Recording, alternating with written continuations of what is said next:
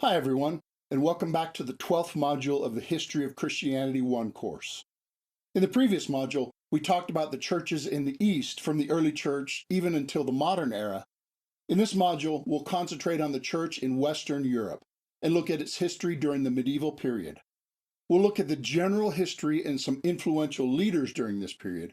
And then in the next module, we'll survey the main ideas and specific theology of this same period. So in this section, we're talking about the Western Church in the medieval period, and we'll concentrate on the institution of the Papacy, because this was so influential during that period. But I need to make a disclaimer. There are some things that happened in this time period which were very important and influential, but we won't cover them in this section. And that includes monasticism, because we've already covered it in an earlier section. But you should remember what a profound influence monasticism had throughout this period. This is the time of Benedict's rule and the monastic renewals at Cluny, as well as many of the monastic orders. And in this section, we won't cover medieval theology, simply because it will be covered in the next module. And we won't cover other churches beside medieval Roman Catholicism. That is, this module is not about any other churches beside Western European churches in this era, because we covered the Eastern churches in a previous section. And of course, we won't be able to cover most of the stuff that happened in the Middle Ages. This will be a general survey of just a few highlights. Now, having made that disclaimer, there's still a huge amount of material to cover in this section, covering a large amount of time.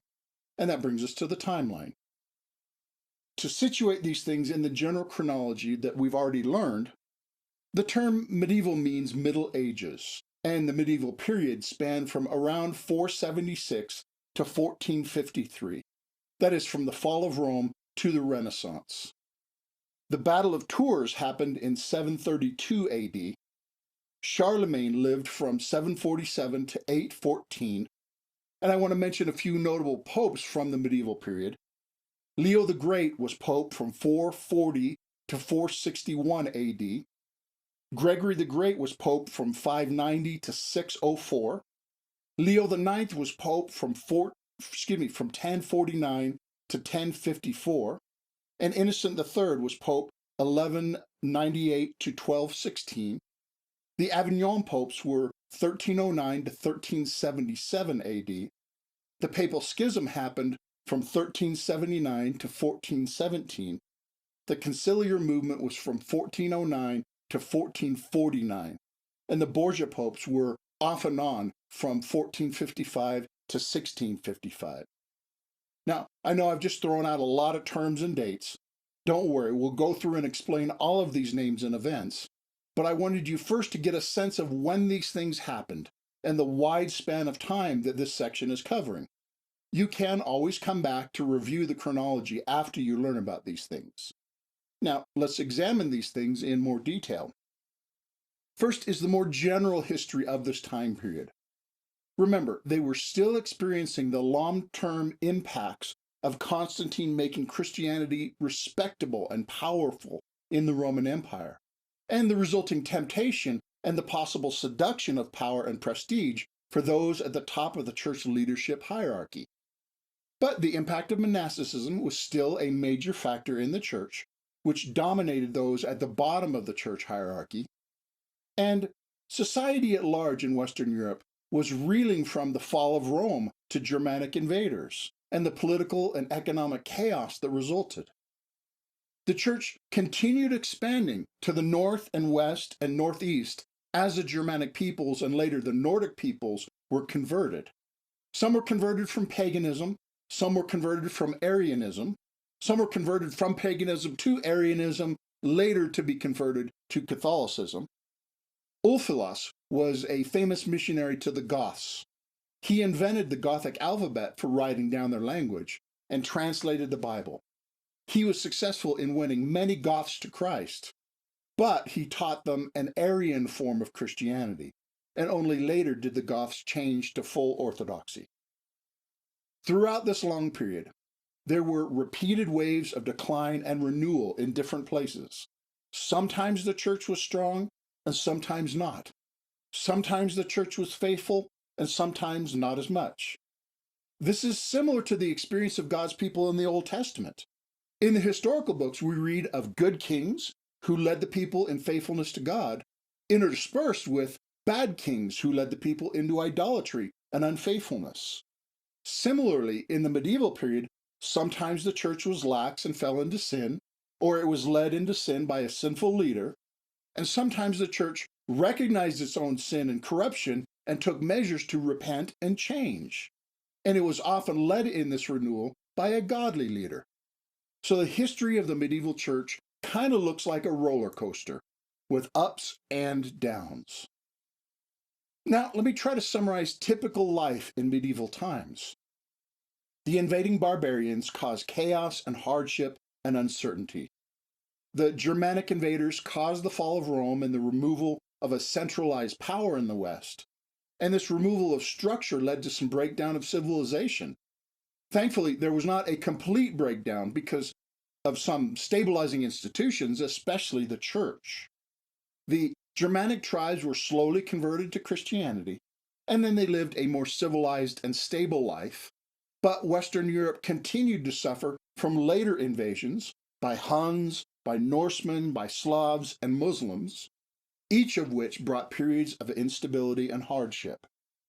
And as a result of the loss of the centralized power of Rome, medieval society was characterized by feudalism and smaller nation states. Now, feudalism is an economic system that is connected to land. The landowners were powerful, and the common people worked the land and paid a portion of the crops to the landowners. And then the landowners paid a portion to the king or whoever had given them the land. And they all worked together in a social hierarchy. Because medieval life was very hierarchical, both in the church and in the broader society. The society was feudal, with the king at the top and the peasants at the bottom. And the Western church was an episcopal style of government, with a pyramid of authority. The pope was at the top, and a variety of priests and monastics were at the bottom. So, in describing the medieval church, it is possible to describe different realities depending on what level of the hierarchy you're trying to describe. Concerning the church near the top of the hierarchy, the bishops, and especially the popes, had the same or greater social rank and influence as nobles and kings. Often the regional church was more powerful than any feudal state, and the larger church was equal in power to many nations. But the church at the bottom of the hierarchy was dramatically different. In this period, around 1 out of every 10 people were monastics, and the church people of the lower classes were working the land in a feudal system. They were self-reliant or they starved. There was a lot of poverty and unsafety, and there were occasional plagues. Illiteracy was very common, as was superstition and fear. For a lot of the medieval period, the common people often lacked good religious instruction because many of the lower levels of the priesthood were themselves illiterate. But there was often genuine piety, people loving and trusting God even though they were not sufficiently catechized or knowledgeable about the truth of the Bible. Those are some general characteristics of life in this period. Now, let me mention a few specific historical items that are important for understanding this period. Now, of course, there are many more we could look at, but I've limited it to just a few. The first is the Battle of Tours. This was a very important turning point and probably saved Europe. As we've briefly noticed in an earlier section, Islam invaded the eastern Mediterranean and North Africa, and then it crossed the strait and invaded Spain. And it worked its way up the Iberian Peninsula and began to invade what is now France. But it was met by the armies of Charles Martel, the leader of the Franks. The Franks under Charles Martel decisively defeated the Muslims at Tours in central France and pushed them back to Spain. Therefore, the Muslim invasion of Western Europe was stopped, and Islam was eventually driven out of Spain as well. If Western Europe would have been under Muslim rule, it probably would have been a completely different history.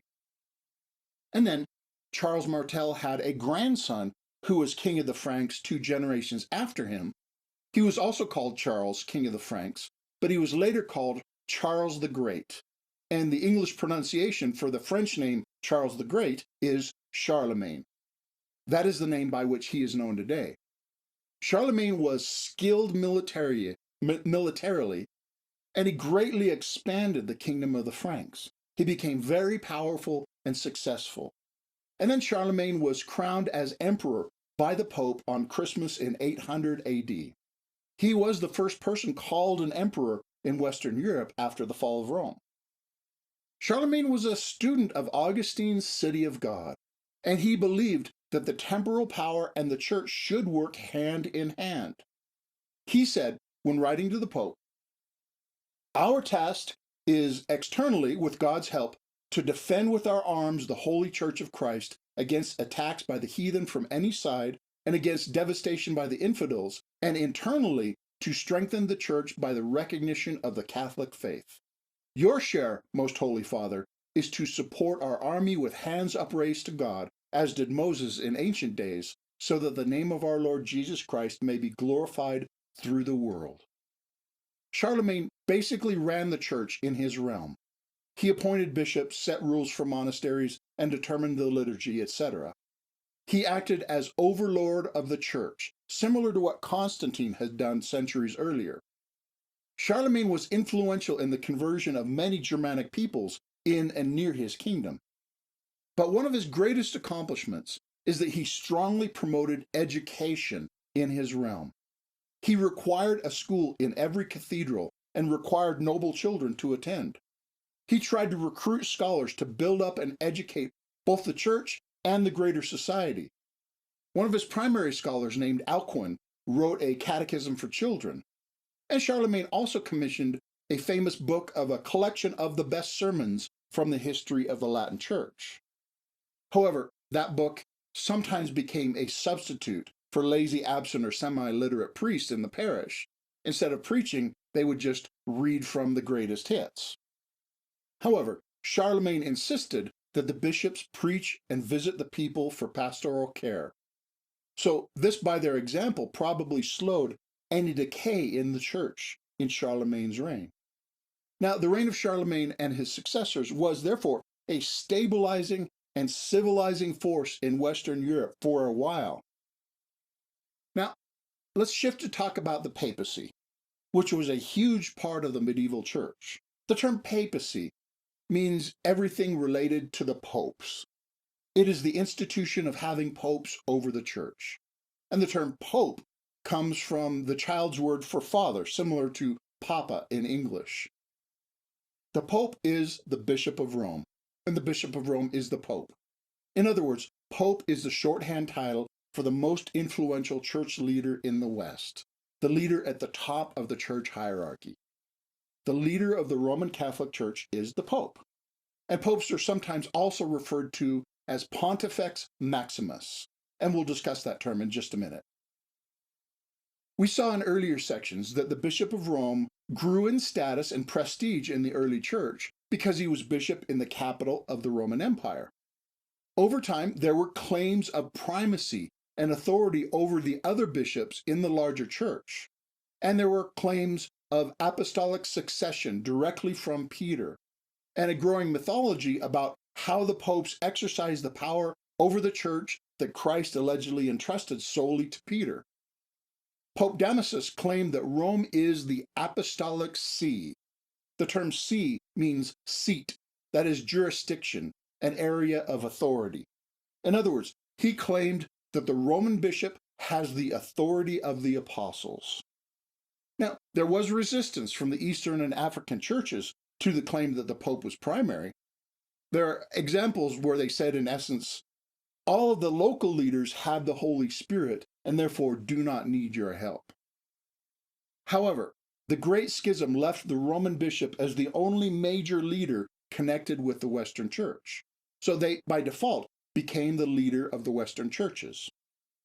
And some popes, more than others, insisted on their own right and power to rule the church with unquestioned authority and demanded obedience from all others. Now, let's survey the medieval popes and their leadership in general. Of course, in such a large time period, we should expect a variety. Not all the popes were the same, not even close. There were a variety of approaches to leadership and a diversity of quality of popes throughout this period. Some of the popes were good and effective leaders. Some of the popes were godly men. Some of the popes were excellent scholars and theologians. However, fewer were all three at the same time. And whenever a pope lacked in one or more of these ways, it typically made problems for the church. For instance, a scoundrel with strong leadership skills, that's not good, because he'll be much more effective and skillful in leading people into sin and selfishness. And if a godly scholar lacks leadership skills, he will have a hard time influencing others to follow into godliness and truth. Now, a good leader needs all of these things. And we need to strive to excel in all these kinds of things if we aspire to Christian leadership. Remember that a chain is only as strong as its weakest link. So, some of the popes were good and others were not as good. There were ups and downs throughout this period. Let's look at a few of the notable popes during this period.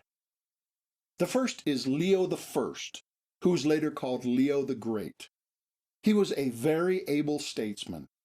Notably, he met individually with Attila the Hun and in personal conversation apparently convinced him not to attack Rome. And he kept the Vandals from destroying Rome after they had captured it. And he rightly fought against the heresies current in his time. He stood against Eutychianism and the Robber Synod, and he contributed to the Council of Chalcedon. He was well known for promoting the power of the papacy. He brought together and published previous teaching which claimed that the Roman bishop is the heir of Peter, with the authority thought to have been given him in Matthew chapter 16. Now earlier, Cyprian had taught that all the bishops share the authority given to Peter, but Leo said that that authority passed as an inheritance only to the bishops of Rome. And he claimed that the Pope was greater in authority than church councils. And he claimed that the Pope was greater in authority than the emperor. He acted as the head of the city government of Rome. Therefore, he concluded that the Pope is over all the churches. He abandoned the traditional understanding of the Roman popes as first among equals. That is, he rejected the previous consensus that the Roman bishop was equal with the bishop of Alexandria and the bishop of Constantinople, etc. He wrote, "Peter and his authority may be recognized and honored in my humble person, and his dignity is not lessened even in so unworthy an heir. When therefore we utter our exhortations in your ears, holy brethren, believe that he is speaking whose representative we are."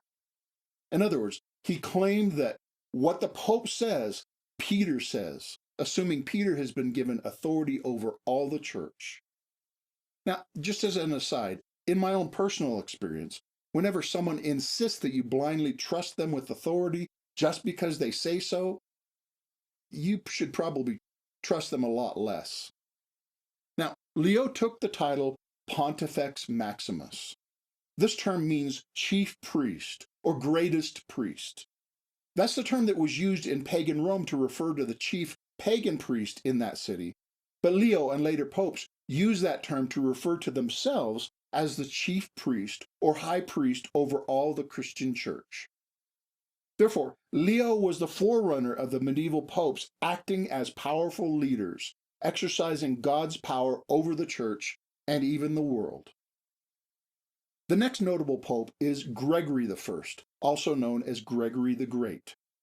His great-great-grandfather was Pope Felix III, and that was before celibacy was an absolute requirement for popes. Gregory had a high political office in the Roman civil government. He established many monasteries and then entered one of them as an ordinary monk. Later, he was sent by the Pope as his representative to Constantinople, and he was impressed with Eastern Christianity. He was eventually elected Pope after the previous one died during a plague. So Gregory became Pope during a time of plague and famine and a lack of leadership in Rome because many of the civil leaders either fled the plague or died. He immediately fed the poor from the church's property and led the sanitation of Rome to help stop the plague. He assumed some of the tasks that had formerly been done by the emperor because he was the only leader available and qualified in that chaotic time. Now, Gregory is one of the few popes who is known both as an effective, powerful leader and a godly man. Let's look at a few of his greater impacts on the church. He sent missionaries to England. Now, Celtic Christianity was already in England, so he sent missionaries to strengthen and to Romanize the English churches. And he wrote a work called The Pastoral Rule. This is a textbook for medieval bishops, training them how to lead well. And he taught that humility is the key to church unity, and that bishops and priests should be godly examples to lead and take care of people. And Gregory insisted that preaching was one of the primary duties of bishops and priests, because preaching had been neglected.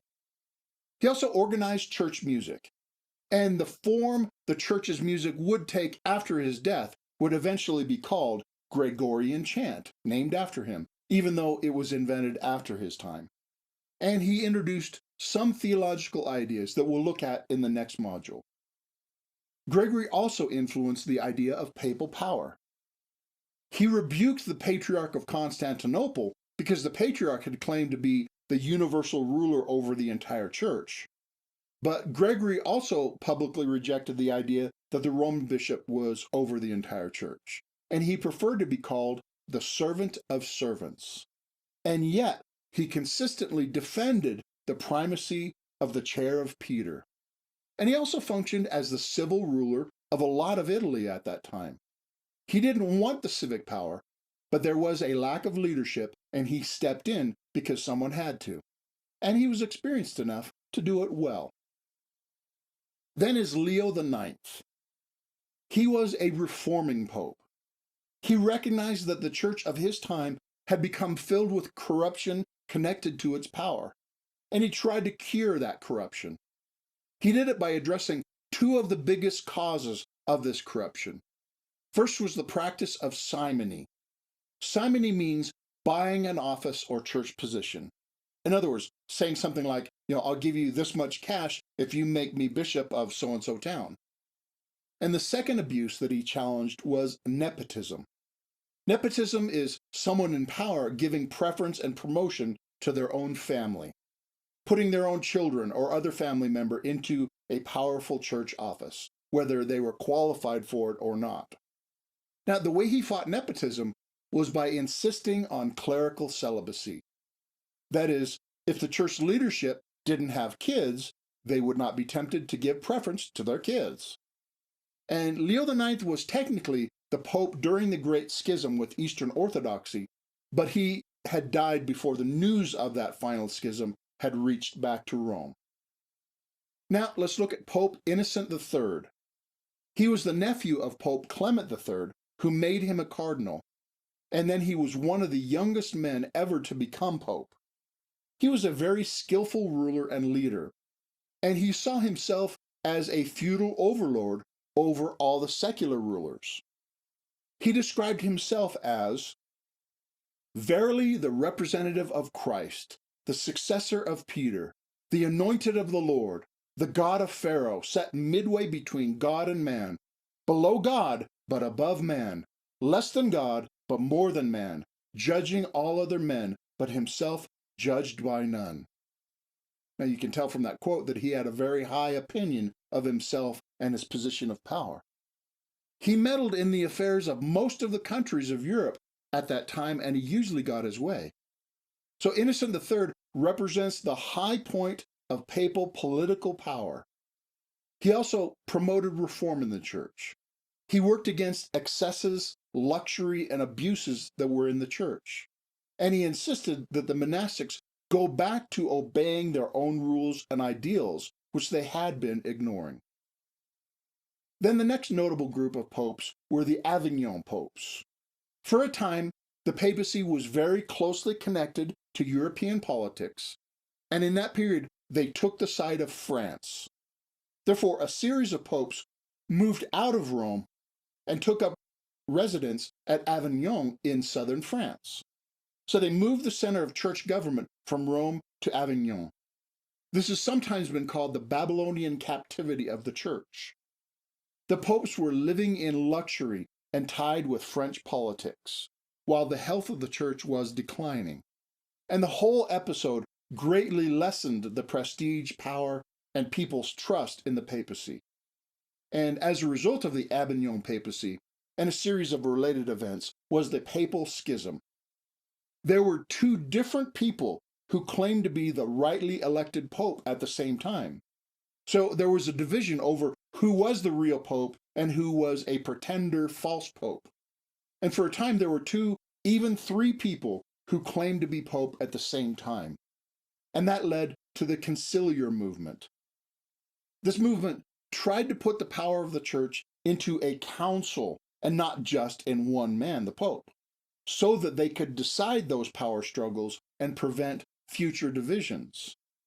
However, the conciliar movement itself became too divisive and entangled in power struggles, and there were even rival councils, and therefore it eventually fizzled out. Then finally, I want to mention the Borgia popes. This was a series of popes, not always one after the other, but they were all from the Borgia family. Now, the Borgia popes didn't even pretend to be spiritual leaders. They bought their election as pope, and they were openly immoral. They behaved as secular leaders, almost like mob bosses, and they delighted in wars and intrigues to expand their influence. One of the Borgia popes, named Alexander VI, he is considered the height of papal corruption, the worst and most corrupt pope ever. And the Borgia popes diminished the people's trust in the papacy.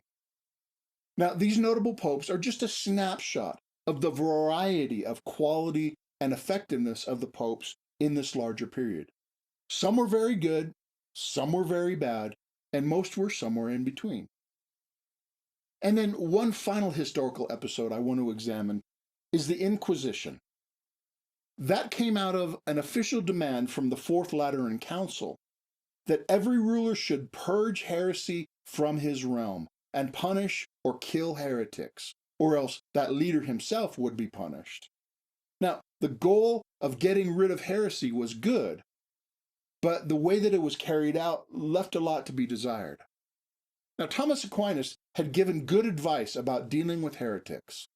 He said, heresy is serious and deserving death. He argued that if counterfeiting money was a serious offense, deserving death because it caused people to lose wealth, how much more serious it is to counterfeit the truth and cause people to lose their souls. And yet, he also argued that the church should exercise mercy. He said the first goal should be to convert heretics to the truth by teaching and admonishment, and only after 2 and 3 tries with many witnesses, and only after they prove obstinate in holding to heresy against godly instruction are they to be tried and executed as heretics. Now, the most famous expression of the Inquisition happened in Spain in the 1400s. It was mostly used against Jews to try to force them to convert to Christ, and it was infamous for tortures and unreasonableness. Now, the church should always remember that you cannot convert anyone by the sword. And the Inquisition was designed to be used against false teachers who claim to be Christian, and not to be used to convert Jews, Muslims, or pagans. The gospel is God's power for the salvation of all kinds of people, and he does not need our worldly weapons to do that kind of work. Now, later, the Inquisition was also used against the Protestant reformers and their followers. Now, many modern people use the Inquisition as a means to criticize the church, and rightly so to a certain extent. But we also need to put these things in their proper context. Some estimate the total death toll of the Spanish Inquisition around 3 to 5,000 people. And as someone has said, that's Planned Parenthood on a slow Thursday. So we should recognize the Inquisition as a bad stain on Christian history, while also being mindful of the many logs in our own culture's eyes. All right, that's a survey of the highlights of church history in the medieval period. So now let's turn to evaluation. As I pointed out in earlier sections, the quality of church government depends on the quality of the leaders themselves. Some forms of government are harder to abuse, but none are perfect and protected against bad leaders. Now, fortunately, there are some good leaders in the medieval church for us to learn from and imitate. But there are also some bad leaders from whom we should learn what not to do. The medieval church as a whole has provided us with some good examples. The church as a whole preserved learning and promoted education, even when the surrounding culture was losing those things. Now, this happened in the monasteries, but also in the cathedral schools. And throughout this period, many leaders recognized mistakes and abuses that were happening, and they took steps to reform. We also should have regular spiritual checkups in our organizations and work to recognize and correct whenever we're getting off track. And it's so much easier to correct when we're just starting to stray. It's easier than it is to fix and get back on track after we've crashed. And also during this period, the church led the worldview of the people. That is, this period was not perfect in terms of Christian worldview and theology. There was much superstition.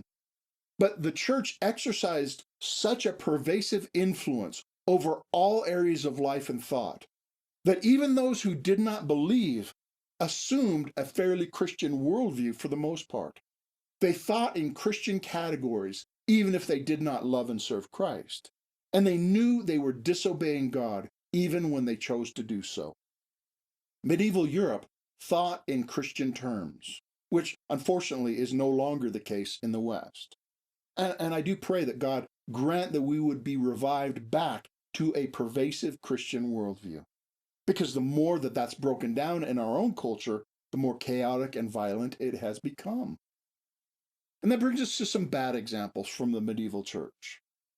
For large parts of this era, the church declined in terms of illiteracy and Bible-centeredness. In many cases, the church allowed passion plays and pictures and liturgy to be the primary mode of teaching. Gregory the Great wrote, "The purpose of pictorial representation in the churches is that the illiterate might read by looking at the walls what they cannot read in books." And we saw in the previous section how that can be a huge problem, because the scripture should be our primary functional authority.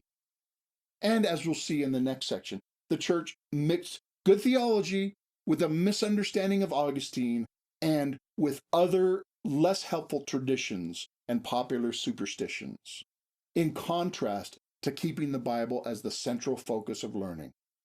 And there are many examples of the papacy losing track of the main mission of the church, given in the Great Commission and Great Commandments. Loving God and reaching the nations was not the driving force for many of the popes. Instead, they pursued personal political power and influence, and that sidetracked the church to the extent that it happened. And unfortunately, there were many leaders who were not godly disciples. In this period, some didn't even care about Christ or his mission, even though they held high positions in the organization that claimed to be Christ's church. And then the final bad example is that there were cases of an unhealthy relation of church and state. Sometimes the popes acted as secular rulers more than they acted like spiritual leaders. Bernard of Clairvaux once wrote to the Pope and said, "You have been entrusted with stewardship over the world, not given possession of it." Now, again, I'll stress that this was a long period with a wide variety of good and bad examples. We should learn from this diverse history and be honest about both in order that we can live more wisely in our own time. Now, let's review. The church in the medieval period, it had its share of ups and downs. In the entire history of the church, some of the lowest points were in the medieval era, but there were also some high points as well. This period was characterized by and driven by hierarchical power, which is easily corrupted. Someone summarized the medieval papacy with three things: the consolidation of power, clerical immorality, especially among powerful popes, and the struggle of a few Italian families for the control of the papacy. And in my opinion, the most important concept for understanding the medieval church is that in this period, the mission of the church took the back seat to other concerns.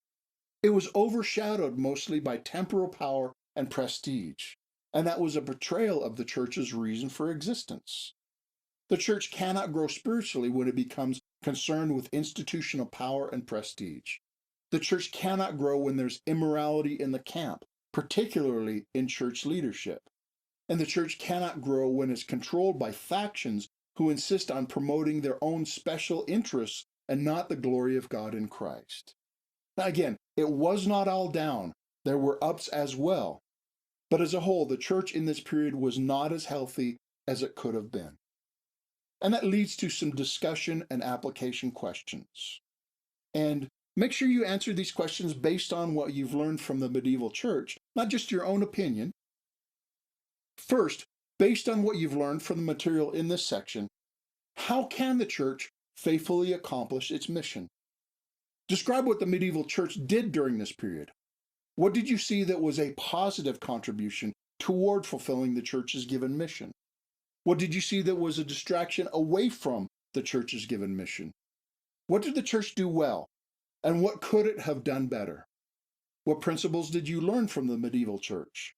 And describe the ways that the modern church can apply these insights, both to enable us to serve God more effectively and to protect us from the dangers and mistakes that we're liable to experience. And what difference do these insights make in your own personal life, in your ministry? And second, also based on what you've learned from the popes and other medieval leaders, how can you be a disciple first and a leader second? Discuss how some medieval leaders were able to be godly men who glorified God and ministered to others. What are the causes and reasons that you think contributed to their success? And discuss how some medieval leaders lacked integrity and failed to be as godly as they should have been. What do you think are the causes and reasons that contributed to their failure? What principles can you discern that would help you and other modern leaders to protect our integrity, Christ-centeredness, and reputation before others? How is our personal and devotional life connected with our public ministry? How do these things impact each other? Now, why do you think I'm suggesting that a leader should be a disciple first? Why is that important? And what specific things do you plan to do in your own life based on what you've learned from the medieval church? And then third, how should the church relate to the state? Throughout this course so far, we've seen a variety of ways that the church related to the state. And in the medieval church, we've learned more examples. Describe some episodes from the medieval church that show how the church interacted with the state, or how the state interacted with the church. How was this similar to what we saw in an earlier section? How was it different? What do you think was positive and helpful and successful in what you've seen from the medieval church? What was good about it? And what benefits did it cause for the church and/or for the state? And what things do you think were negative and unhelpful and even sinful in the medieval period? What was bad about it? And what harm did this cause for the church and/or the surrounding society? What can the modern church do to imitate these successes, and what can we do to avoid these dangers? What changes would you suggest for the modern church based on what you've learned from the medieval church? And finally is the general question. What else did you learn, and how does this insight apply in your own life and ministry? All right, now's the time where we will pause for discussion. Take the time you need to work through, discuss, and apply what you've learned from this portion of history. And then when you come back, we'll look at some guiding principles. So pause the video now.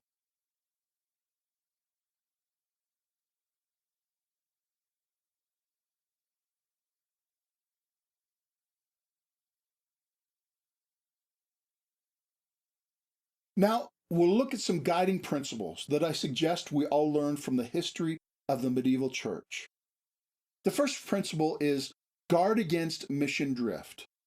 Mission drift is when a person or organization drifts away from their original or given mission in order to put their attention and energy into something else.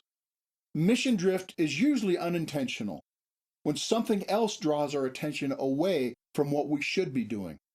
We might be distracted by something that is a good cause, but it's not our primary mission. In the medieval church, there are many examples of leaders being drawn away to other things, some good things and some bad things. And we're also in danger of that same kind of drift. That means we need to be intentional and careful to guard our focus and regularly remind ourselves of our most important mission and tasks. Otherwise, we risk being sidetracked by the tyranny of the urgent, away from actually what is most important. And that also means that we need to guard our hearts so that we don't lose our first love and be drawn away by love of secondary or vain things. And that ties into the second principle, which is the need for personal integrity and accountability. The famous quote by Lord Acton says, "Power tends to corrupt, and absolute power corrupts absolutely." We have seen that a few of the popes were corrupted by having absolute power. And some men who were already corrupt, they schemed to become pope in order to gain absolute power. Now, of course, some popes had the same level of authority and yet remained godly servant leaders. But the point I'm trying to make is never trust yourself. Surround yourself with people and structures that protect you from your own sin and temptations. Make sure you have people in your life who will tell you no, who will rebuke you when you're wrong and challenge you to do better. And make sure you have people and structures who can bring loving correction and discipline into your life before it's too late. And I would add that you should try to be that kind of person to those around you. Now, make sure you have permission to do so. However, accountability and other people should be the last line of defense. You should be zealous for your own personal integrity and guard your heart, even if no other people know what's happening. In other words, you should strive to kill any sins before they become noticeable to the people around you. And you should always be conscious that God's Spirit living in you is your ultimate accountability. And live your life in the knowledge that you will eventually have to stand before God and give account for all that you've done. Be the kind of person, even in the small things, that would qualify you to be entrusted with big things. Third, I suggest we all guard our primary functional authority. Yeah, I know this is a rerun. You've heard it all before. But this is so important, and history proves that people, churches, and movements succeed or fail based on whether they keep God's authority central, or whether they're seduced to trust their own wisdom or some other worldly authority more than God. It's easy to take our cues and standards from the world around us, but that should not be our ultimate standard. We are protected against mission drift and compromise when we continually fill our minds with Scripture, so that our attention and focus remain on God, His character, His purposes, His mission, and His glory.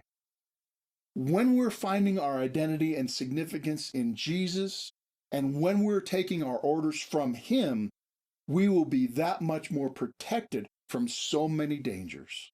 So we should keep in the Word and keep its authority functioning in our lives. And finally, I suggest we consider power as stewardship. A helpful way to think about any power and authority or position that we have is to understand that we have these things because they were entrusted to us by our Heavenly Father. And that means that any power and authority we have is still His power and His authority. Our power is accountable to His power, and our authority is under His authority. And we should always remember that we will be held accountable for all that we do with God's things, with the things that we're entrusted. And therefore, we should exercise all of our leadership and authority roles in a way that will be most pleasing to God. All right, once again, I have to say that there's so much more from this time period that we weren't able to cover. Please don't think that you know everything about the medieval church based only on this short survey. But I hope you now have a better understanding of this time period and the various successes and failures, And I pray that God gives you insight to make these things real and applicable in your own situation. And keep in mind that in the next section, we will look at the theology and main ideas that characterized the same medieval church period in order to give us a more complete understanding of that time period in Western Europe. And I'll see you there. Thanks for watching.